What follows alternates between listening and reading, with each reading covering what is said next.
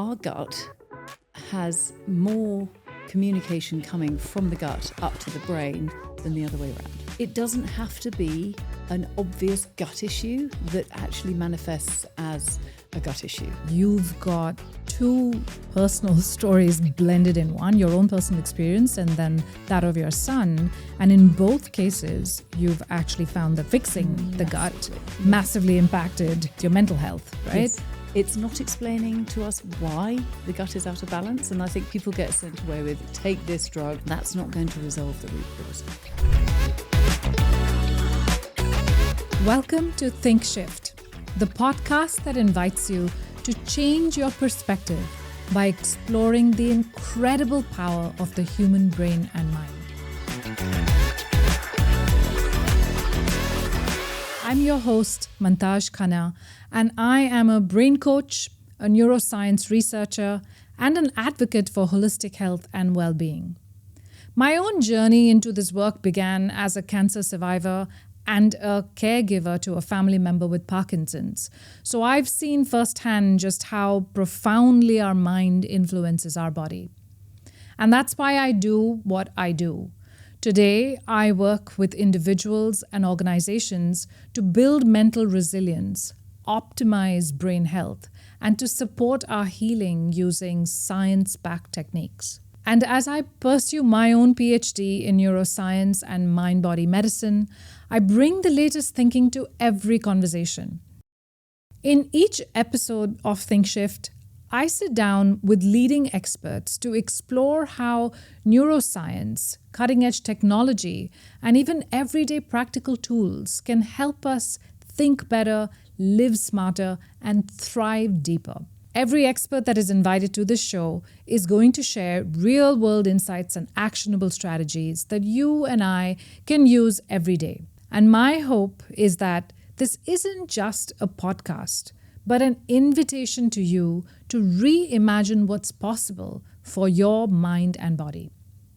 So, if you're ready for some bold insights, some transformative science, and a few surprise aha moments along the way, you are in the right place. Let's start shifting. My guest today is Jo Brownlow, a functional medicine health coach who's based here in Singapore and who helps people struggling with fatigue, anxiety, and mood swings by addressing what's happening in the body, particularly the gut. She's spent many years helping clients uncover the root causes behind symptoms that often get dismissed. And what she's found is that for many people, the answers don't necessarily always lie in the brain, but in the gut. There is a strong connection between the two. So, in today's episode, we're diving into one of the most powerful and misunderstood drivers of brain health, our gut. We'll explore how the trillions of bacteria in your gut are in constant conversation with your brain, and how that dialogue shapes everything from your mood and your memory to your focus and your stress response. You'll also learn why issues like brain fog, low energy, anxiety, and poor concentration may have nothing to do with your brain, but everything to do with what's happening in your microbiome. So, we're going to break down how gut testing works, what patterns to look for, and which everyday food and habits can help rebuild a brain-friendly gut environment. If you've ever felt off without really knowing why, or you're curious about how to support your mind by starting with your body, this episode will give you practical, research-backed insights that might just shift how you think about brain health from the inside out. And with that, I'm going to say welcome to our guest, Jo. Hi, Jo. Hi. Thank you for being here. Welcome to Think Shift. It's great to be here. Well, Jo, I think I'd love to start first and foremost with a really powerful personal story that you have of your own, of how you got into functional medicine. So can you tell us a bit about that? It started not long after having had my first child. He was indicating signs of having sort of neurodivergent challenges. He was very dysregulated. He was in a bubble, really. So we sent him to his first school, and he was basically just unable to learn or really be present and associate with other children. And we then moved, and at that point I just thought I need to understand what's going on. And a friend of mine said, have you thought about his gut? So I ended up taking him to see a nutritionist who then did a gut test called a GI map. And we worked out that he'd got a really strong candida overgrowth, or different strains of candida in his gut. And that was basically causing him massive brain fog. So we went through a treatment plan for him, and that he basically, after sort of 6 weeks of cutting out sugar and starches and taking sort of oil of oregano and caprylic acid and different supplements, he basically came out of this bubble. He was diagnosed at the age of 7 with dyslexia, dyscalculia, and autism. And yet he's now a thriving 17-year-old boy, mid-IB, incredibly confident and capable, and definitely not any of those three. I think the best form of ADHD, where he's very good at concentrating on things that he loves, and he is just going from strength to strength. So at that time, the stress of seeing him go through that just made me realize, wow, what the body can do to the brain. Yeah. At that point, I decided I was going to study health coaching. I then got a diagnosis of Hashimoto's, which is an autoimmune illness myself. So that was a nice little combination where basically the stuff that I was asking him to do, I then had to apply for myself. Yes. And so I did the health coaching, didn't feel that was going to cover enough for me, and then went on to functional medicine. I do have a chemistry background, though. I did a degree in chemistry at London University. So for me, it felt very natural, and I've really enjoyed the puzzle piecing and understanding how amazing our bodies are, and we've got these beautiful biochemical reactions happening. Yeah. And in order for those to happen, we need all the right cofactors, the nutrients, the lack of stress, the sleep, those sort of things. Yeah. See, what I love about this story is that you've got two personal stories blended in one, your own personal experience and then that of your son. And in both cases, you've actually found that the gut, or fixing the gut, massively impacted your health, your mental health, right? Yes. Tell me a little bit about what caused that trigger. Like, what was the turning point that happened for you that said, you know what, maybe I should check my gut? Because there are many people in our audience who might be listening in and watching who may be feeling similar things or maybe in a similar situation. For Archie, I didn't really notice it, but then my friend pointed out he had a bloated tummy at the end of every day. He never complained of pain. But I know from my own experience was I spent years of having, gut issues, constipation, bloating, anxiety, mild depression, really for many, many years. And this was all very much lifestyle driven. But I think it doesn't have to be an obvious gut issue that actually manifests as a gut issue. Because actually prior to the bloating or the constipation happening, you could be suffering from, say, skin issues, allergies, asthma, those sort of things. It's looking for signs of things not being quite right as puzzle pieces, clues to the fact that maybe you should be changing something in your lifestyle to support your body better. And you, I'm assuming, also went through the traditional modern medicine routes and tried all of those out, but again, I don't know, and correct me if I'm wrong, but maybe some of those didn't necessarily work, and therefore perhaps you were looking for an alternative. I mean, I was very lucky. The doctor that I started seeing had a more functional approach.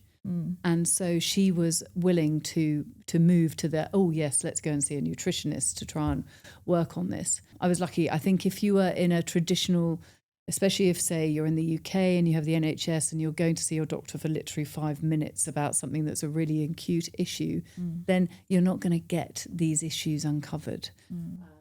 So I think sometimes advocating for yourself and understanding that maybe the traditional route might not be the route that's going to heal you. It may stop you from progressing from an illness to a diagnosis, if you know what I mean. But in order to actually resolve it properly, you might have to go down to the basics. Yes, the root cause of it. Yeah. So we've talked a lot about this. Thank you for sharing the story. But I think it's time to get into now, what really is this gut-brain connection? Can you explain to us, how does it work? How do the two talk to each other? So we have this lovely nerve called the vagus nerve that attaches the brain to the gut. Now, interestingly, our gut has more communication coming from the gut up to the brain than the other way around. Wow. Okay. It's called the enteric nervous system. And that's why it's quite important for the gut to be working well, because the communication that it sends up to the brain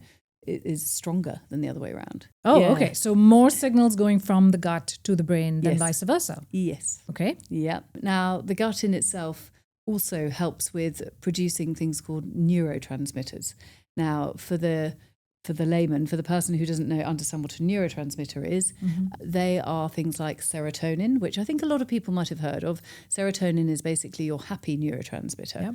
Now, 90 to 95% of the serotonin we have in our body is created in the gut. Now, serotonin doesn't just modulate your sort of whether you're happy or sad. It also affects your bowel motility and it also affects your sleep. So serotonin is a precursor to our main hormone, melatonin, for sleep. So what you might find is actually the first sign of a gut imbalance is you not sleeping so well. Or it might be that you become more constipated. And I find a lot of clients who have a constipation issue will be because they've got low serotonin. And then they also may want to take an SSRI, which is basically an antidepressant, which boosts serotonin, or it causes the serotonin that we have in our body to work harder. Yeah.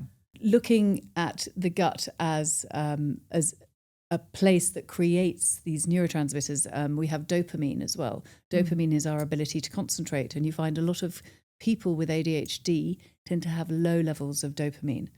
And dopamine, 50% of the dopamine you have in your body is created in the gut as well. In the gut as well? Yes. Okay. Yeah. So if you want to be happy and concentrate and to be able to focus, yes, it sounds like having a healthy gut is a really important thing to take care of, right? Yeah. Other than, you said bowel motility, you mentioned, which is of course really, really important as well, to be able to detoxify our bodies. Then you mentioned sleep, right?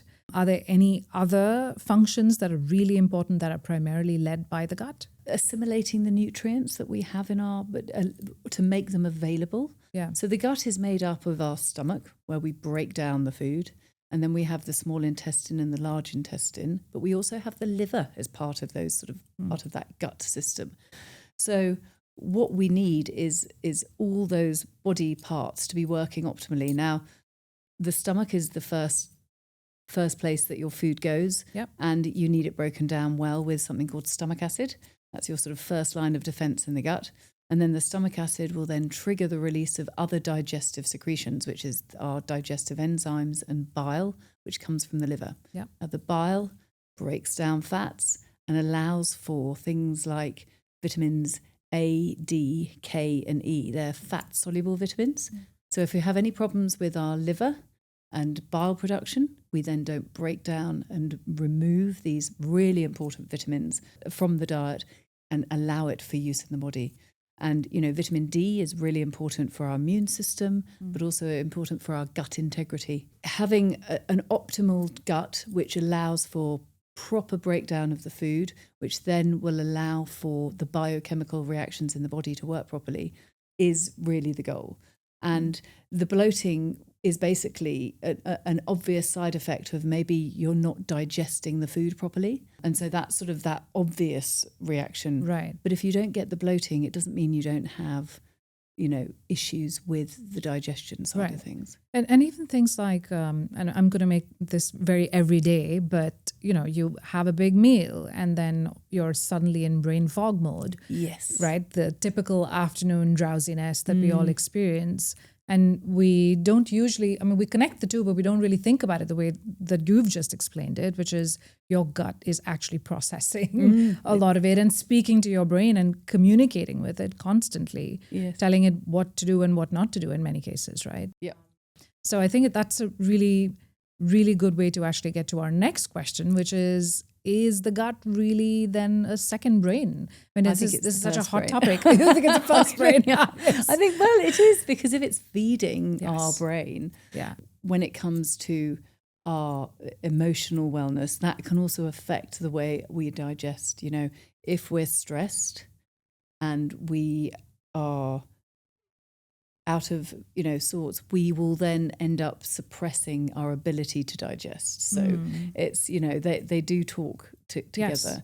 Yes, Yeah. and I've heard this in many cases. You know, we have friends and family that suffer from irritable bowel syndrome, Yeah. IBS, which is what it's commonly caused. And a lot of times they've been told that, yes, you can control some elements of your diet, but actually what you need to control is your stress, because stress triggers that. So can you talk to us a bit more about that? How does stress, or what's the relationship between the brain and the gut and stress? Interestingly, IBS is it's a syndrome. It's not a real thing. It's just a collection of symptoms that describe the fact that your gut is out of balance. It's not explaining to us why the gut is out of balance, and I think that's the issue. Is people get sent away with, this is IBS, take this drug, which will basically be a laxative or some sort of anti-inflammatory. That's not going to resolve the root cause. When you're in stress, you're in a fight or flight state. Yeah. It's called your sympathetic dominant state. Yes. Now, fight or flight doesn't mean you're going to produce the right digestive secretions to break down your food properly. We also have a different state, which is your rest and digest, your parasympathetic state. So in order to eat and digest your food properly, we need to be in that parasympathetic state, because otherwise, your body's not being sent the signal that it's needing to digest food. And I think we live in a world where people are sitting at their desks to eat their lunches. They're throwing something in their mouth as they're walking out the door. One of the most basic principles in functional medicine is to follow really good eating hygiene strategies, where you slow down, you chew your food thoroughly. It's not a race to finish your food, to chew it 30 times, because the chewing cephalic phase is triggering the gut to go, oh, food is coming now.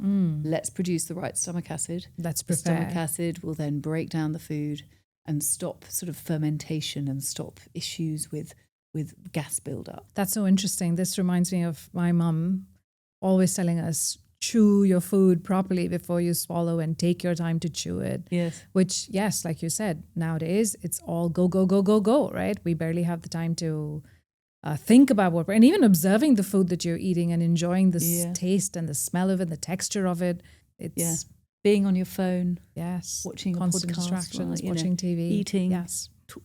I'm I'm really curious now to go to what you mentioned about your son and about Candida. And I'll broaden the scope a bit, and let's talk about bacteria and the microbiome in particular. We hear a lot nowadays about how the microbiome is there's a ideal microbiome to be had, and maybe you can tell us a bit about that. Is that even true? Is that something that holds or not? And then what are these different bacteria that live in our gut? We do have a collection of commensals, which are the sort of good bacteria that we want to have a good variety of. There's a sort of an optimal range. We don't want too much or too little. The two basic ones, are lactobacillus and bifidobacterium, which I think a lot of people know about because, they're talked about. They're the ones that you see, on the telly advertising probiotics. Tell us a bit about them. So They're lactobacillus, I think, is probably more lactobacillus popular. And bifido. Interestingly, high levels of lactobacillus can cause you to be more constipated, and high levels of bifido might cause you to have more bowel movements. So you need that good balance. But they also support, production of something called GABA, and also serotonin. And GABA being like another neurotransmitter, which helps calm your nervous system, which helps you keep calm.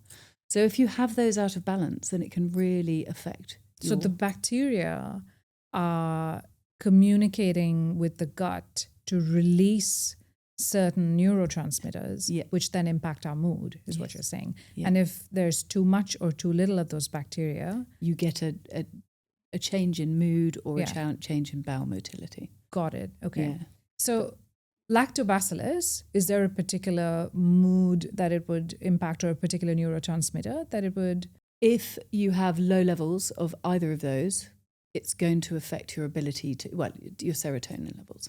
But they're only a 2 minor fraction of the bacteria that you have. And we've got other ones. We've got pathogenic bacteria, which are maybe, say, your E. coli where you get sick. But there's also ones that are opportunistic. They're ones that we want to have a good variety of, but we don't want lots of them. Things like Clostridia and Klebsiella, those can be quite neurotoxic and they can cause brain fog and anxiety. So if I see in a stool test, a GI map stool test, that there's an overgrowth, then I would probably ask the client, are you finding that you're anxious or, a bit of brain fog, finding it hard to concentrate? But then you've also got the good commensals where if you have low levels of them, so we have Akkermansia, it's quite a well-known one now.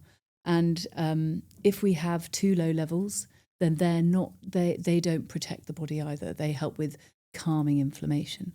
And inflammation, you have a leaky gut, leaky brain. We haven't touched on leakiness in the gut yet, but it is all about the balance and understanding that in order for those good bacteria to grow optimally, we need to have the right amount of sort of fiber in our diet to feed the right bacteria. So would it be right then to say that we definitely need the right amount of bacteria, but we also need the right variety of bacteria? Yeah. Is there one that's more important than the other? Like, do you suggest a particular, I wouldn't say diet, but is there any way to make sure you have that variety of flora that keeps your gut healthy? The interesting thing is it is more of a variety. You need the good mix of the right types. Yeah. We don't want too many bacteria and we don't want too few. And there are different dynamics, like you can have something called SIBO, small intestinal bacterial overgrowth. And that is because you've got the good stuff, but it's moved into the wrong place. And that can cause really heavy bloating. It's all about the balance. And if somebody's showing obvious signs, then we then want to delve deeper on, whether it's the variety, whether it's the overgrowth, whether it's the lack of good bacteria. Right. So it's not just the amount and having the right amounts, not just the variety, but also the location that the bacteria are in, absolutely, right? Yeah. Okay, that's a lot. So for someone that doesn't know about this, how do I go about checking if my gut microbiome is in the right place, so to say? Is there testing that can be done for this? And what does that look like? Traditionally, you would go to a gastroenterologist and they would do an endoscopy or a colonoscopy. Now, that will not give us the variety of bacteria. It will tell us what the gut lining looks like, whether there's polyps or issues in, the way the gut is working. But it's not going to give us that deeper detail. So from a functional medicine perspective, there are different tests you can run. The one that I ran for Archie, and I can run as well, is something called a GI map test. And that gives us a good variety of the good, the bad, the pathogenic. It'll give us whether Candida is an overgrowth. Now, Candida is fungus. So we'll understand that. H. pylori, that's another one, which is a bacterial overgrowth that tends to lead to reduction in stomach acid, which is the thing that we want lots of in order to break down our food. And interestingly, just as a caveat, having acid reflux is not a sign of high acid. It's actually a sign of low acid in the gut. And I think people are under this impression that if they've got acid reflux, they'll take a Reni or some sort of Gaviscon or PPI, they're called, the ones that are prescribed by the doctor, and that will suppress their acid. But actually, they've had low acid in the first place. And what happens is when you've got low acid, you lead to fermentation in the gut.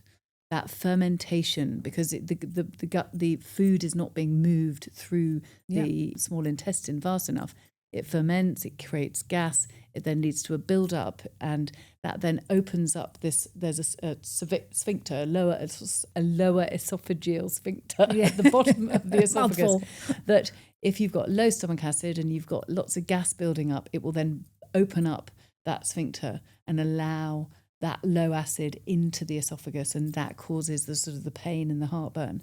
So So it's low acid, which is not breaking down the food, allowing for more fermentation to happen, which then is leading to more gas buildup, pushing up the acid, going up through the valve, which is not supposed to, and therefore you feel the symptoms. Oh, wow, okay. So adding the PPI is basically really neutralizing, and basically long-term use of a acid-suppressing medication can do more harm than good, because you really can't digest the food in your diet, and you end up really finding it hard to actually get the right nutrients on board to deal with your biochemical needs. I know for a fact that some people who are going to be listening to this episode are going to find that fact really, really important, because I think heartburn, acid reflux are a big sign. They're a big sign. They're very common symptoms, and people do not understand it the way you just described it. Yes. Yeah. So thank you for sharing that. That's actually really,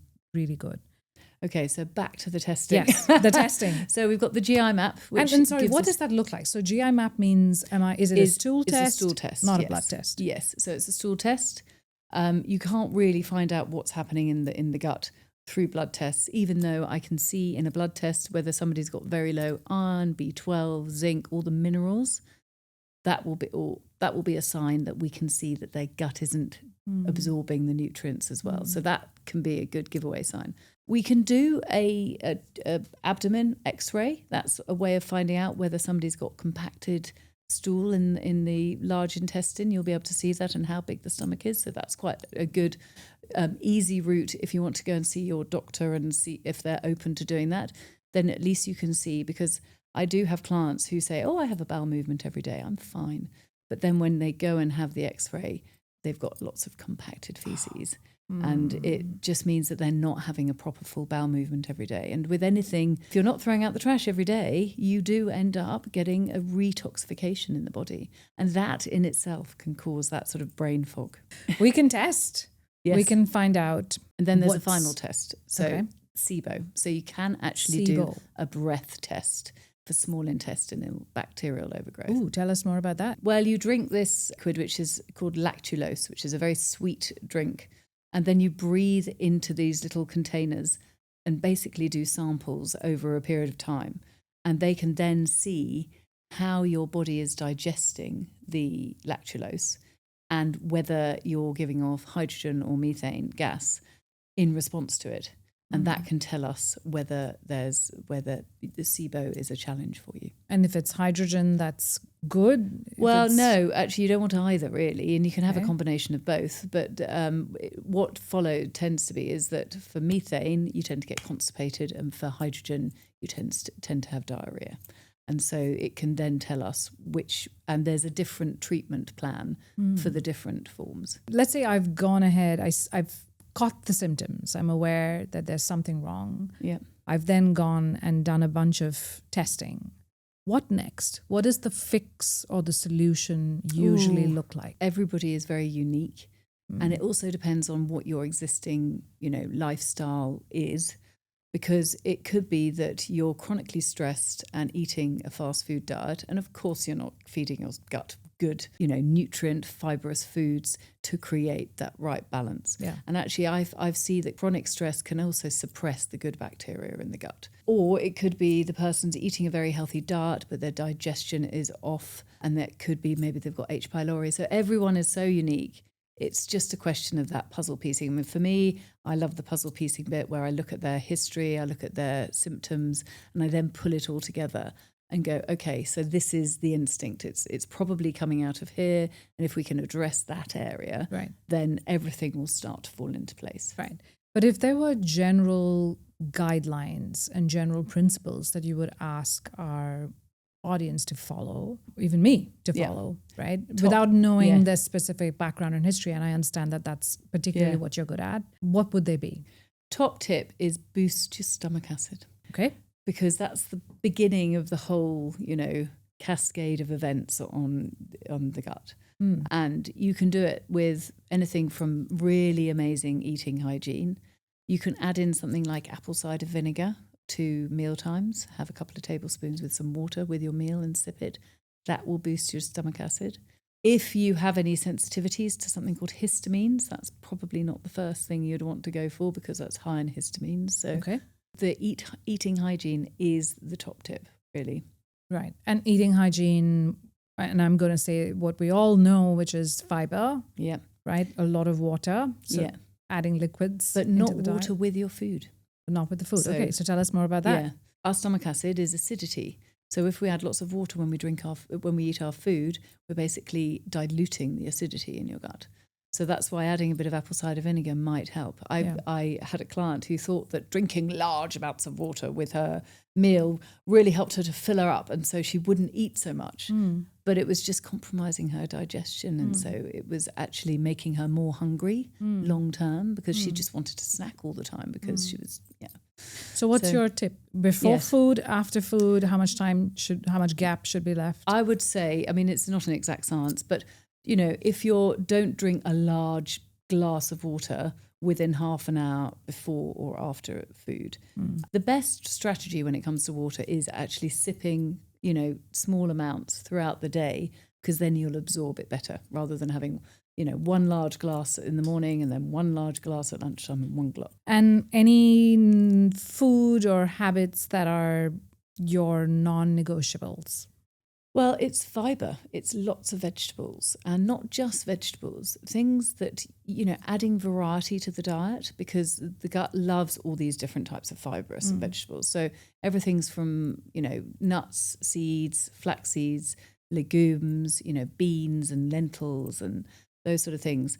Animal protein, a decent amount, I feel, is, adding variety to the amino acid profile. So our proteins break down into amino acids, which are used in the formation of our neurotransmitters. So having that good variety of food, not eating the same meals every day, not having a piece of chicken with a piece of lettuce and a tomato and a cucumber thinking, I've had loads of vegetables. If you can add in some broccoli, some seeds sprinkled on top, a little bit of spinach to add a bit of dark greens, lots of variety is the spice of life, with enough good fats. Omega-3s are really supportive, fish forms of fats. What about fermented foods, especially for the gut? Is great for some, terrible for others. Okay. So it is the best way of getting your probiotics on board, especially when probiotics can be quite expensive. Yeah. But for somebody with SIBO or any form of allergies or sensitivities to histamines, which, I think everybody's heard of antihistamines, the fermented foods can be quite tough. And it doesn't need to be the sneezing or the rash that you get. It could be that you bloat with it, or you become anxious, or you have very poor sleep around it. So to be mindful of it. So if you do add in the fermented foods and you find you become anxious, then that's when you go, okay, maybe histamines are an issue. And interestingly, when it comes to women, our estrogen levels can affect our ability to break down histamines, or affect our histamine levels in our body. And so some people find that they get sort of side effects of migraines and bloating and poor sleep around different points in the cycle, say the middle of the cycle and at the end of the cycle, when they're just about to get their period, because that's when their estrogen is highest. Right. So, being mindful of how your body works on a monthly basis is really important too. Yes, and just listening to what it's telling you and managing your diet according to that. According it. So, yeah. You mentioned probiotics. What about prebiotics? They're so hot in the market now. You see them like flying off the racks sometimes. And everyone, the moment there's a GI issue, is, heading towards taking a probiotic, me being the same. Yeah. What's the do's and the don'ts around it, other than what you just mentioned? Different probiotics do different things. You don't want to overdo it if you've got lots of histamine issues. The probiotic isn't going to fix your gut.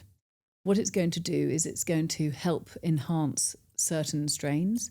And there are certain ones that, like, Lactobacillus rhamnosus is a really good probiotic to help with your immune system. Same with Saccharomyces boulardii, which is another one which is a bit of a handful.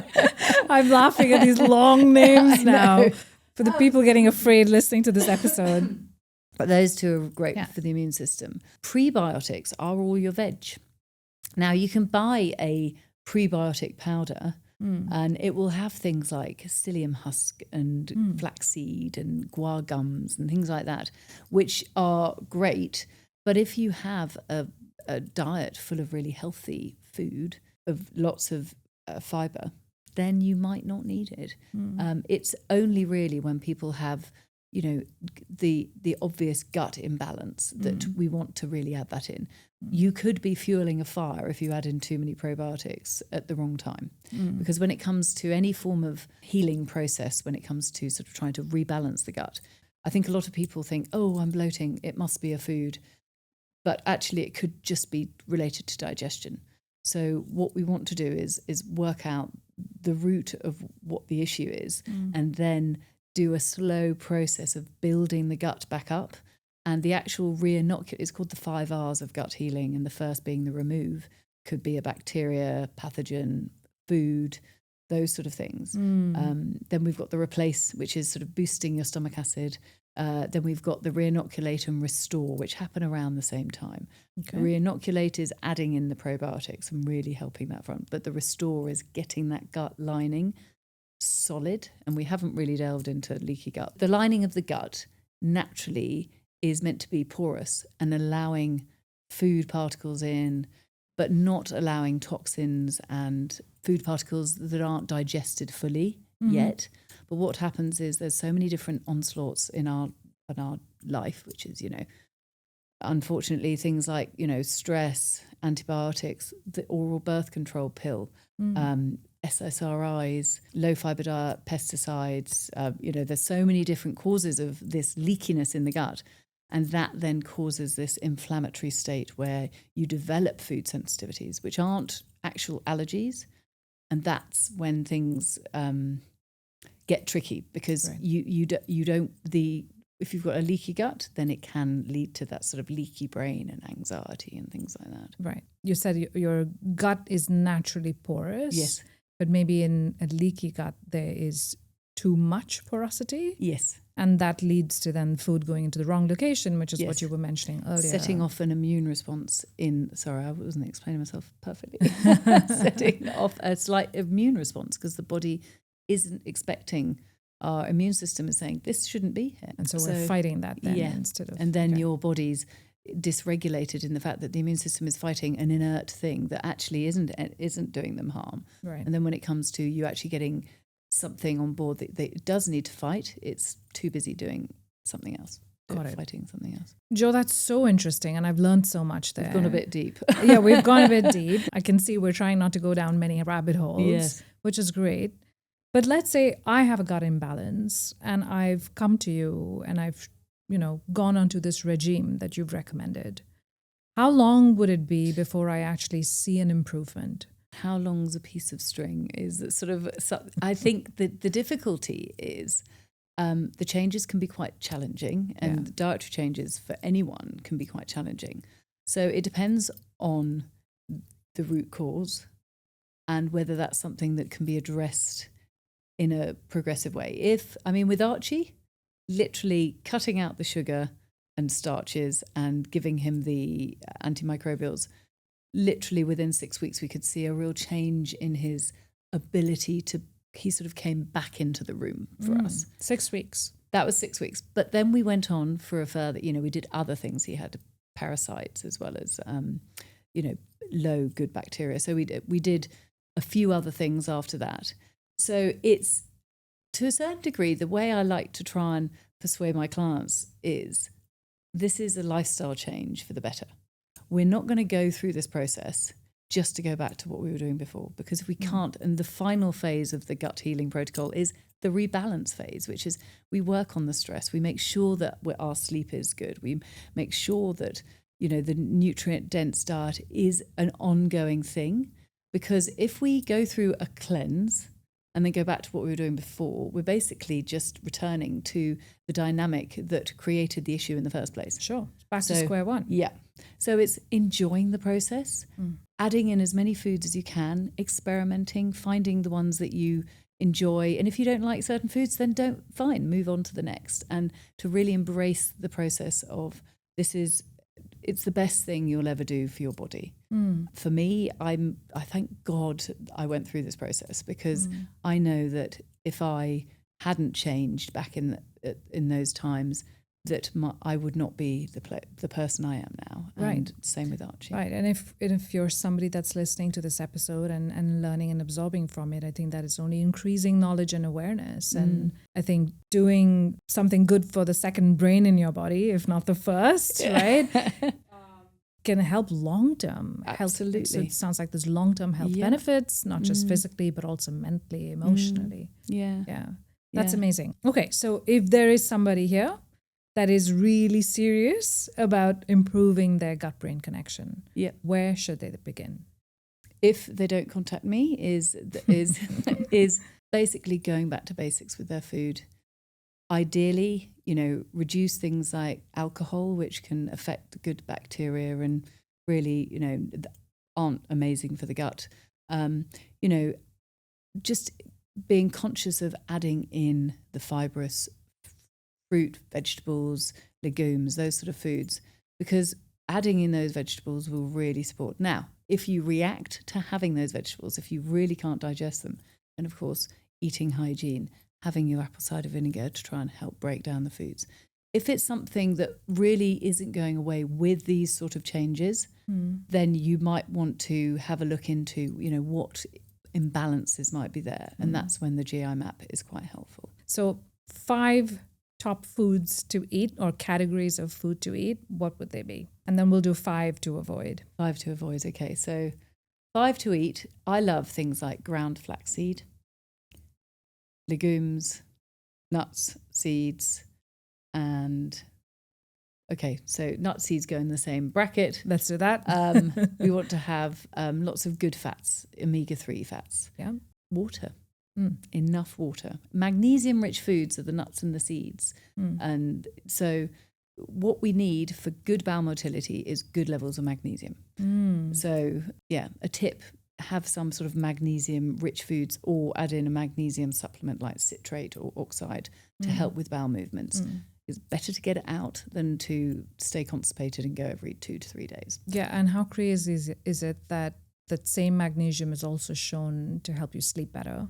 Well, interestingly, you've got different forms of magnesium. So the one that helps you sleep better is more the glycinate form, because glycine is a nice calming amino acid. The citrate and the oxide aren't as well absorbed. So I tend to have clients having both if they're showing anxiety, poor sleep, and constipation. Both have their own sort of unique profile at helping to support the body. That's a really good tip. 5 to avoid. 5 to avoid. Anything fast foody. My least favourite things are wraps. I think people think wraps are healthy, but basically they're full of E numbers. If you look at the E numbers on the back, there's about 8 different E numbers because they want to try and get this lovely gooey texture in it, or that sort of plastic texture where it can wrap around anything. Not so good. Got it. Carrageenan, which is found in dairy-free milks, is a filler that allows for this lovely texture of the milk. Thickener. So So it stops the milk from separating, and it makes it a nice creamy texture. But high levels of this has been found to affect the gut. So really want to steer clear of that. Got it. So there are certain brands, if you just look at the back of the packet, if it says, say, almond milk, almond water, salt, that's the one to go for over the one. And gluten-containing foods, and I know this is a bit of an issue for some people that they think, oh, I can't live without gluten, but actually gluten in itself, which comes from the wheat grain and rye and barley, has been found to trigger the release of something called zonulin, which is an enzyme that opens up the gut lining more than it needs to. So that's not something that, anybody who has any form of sort of autoimmunity or strong inflammatory response that you can see in blood work, gluten removal can make a massive difference and bring things down. Okay. And then I think the final one is alcohol, which I mentioned briefly earlier, but alcohol's not going to be your friend when it comes to gut health. And why is that? Well, it's very acidic, so it affects the gut lining. It's a poison, So it's going to affect the body. I think it's not just the odd glass every 3 weeks. That's not so bad. It's the fact that you have large amounts in quick succession. So it's basically decimating the good bacteria in that sort of binge as such. And then you've got to work it back again. Yes. You know? Those are some wonderful tips. Things I know I will definitely remember for myself and for my family. And I hope everyone that's watching and listening will take away all the amazing stuff that you've shared with us. So thank you for that. I do want to end with the rapid fire questions. Okay. So if you're ready for those, shoot away. Let's start with what's related to the gut, since we've been talking about that. So what's your favorite gut-brain hack? Gut-brain hack, stress reduction, vagus nerve stimulation. Yeah. To calm the nervous system, to allow for that rest and digest parasympathetic state versus the stress where you're not going to digest well. And how do you usually do that? I actually did a course on energy flow. And so I have these sort of strategies, this thing called the Stanley Rosenberg technique. If you could spend a day in somebody else's mind, who would it be and why? Joe Dispenza. Yes. Yeah. Or Gabor Mate. Because he's an interesting one about, trauma and stress and how that affects the physical body. Yeah. And so both of them, I'm quite fascinated. A gut superfood that you can't live without? Ground flaxseed. And you eat it with every meal?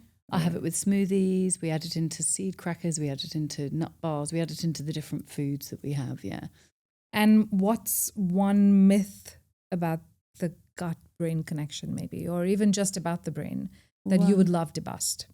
A little bit of a controversial one, that antidepressants like SSRIs can fix your, traditional medicine is fixing your health challenge, because it's more of a masking of the health challenge. It's not actually fixing it. And I'm hopefully thinking it's nearly busted. Yeah, symptomatic relief, but not necessarily causal. Yeah. And any book, person, or a tool perhaps that, has changed or shifted how you think? Yeah, so I read a book and it's called End the Struggle and Dance with Life. And I tell all my ladies about it. It's all about letting go of the need to control your life and to have faith in the fact that the way our journeys are leading our learning processes. So anything challenging is there to allow us to open and grow as people.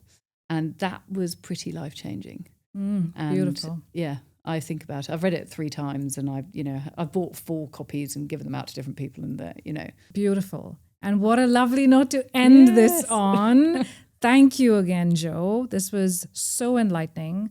I feel like I've learned so much more about this super strong connection between the gut and the brain and a lot of intricacies around it. Sounds like there's a lot of balance work that needs to be done. But if there's one thing I'd take away, it is just to be really aware, A, of the knowledge that this exists, this connection exists, but also B, that there are things that I could do in my everyday, whether that's testing, whether that's listening to my body, or that's actually changing my lifestyle, diet, etc., stress, right? Yeah. That could actually help improve this connection and make me feel like a more balanced and peaceful individual, right? Absolutely. So thank you for sharing that and for that, really insightful discussion.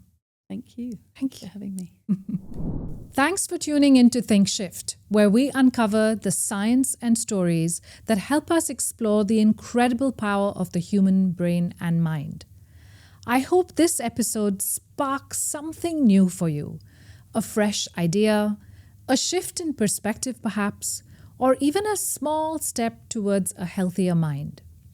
If it did, I'd love for you to subscribe, leave a review, and even share it with someone who might need this conversation too. Your support helps us bring more powerful insights to curious minds like yours around the world. Next up, we've got more experts, bold ideas, and surprising discoveries coming along your way. So stay tuned. And until then, remember, big shifts start small. Stay curious and keep shifting.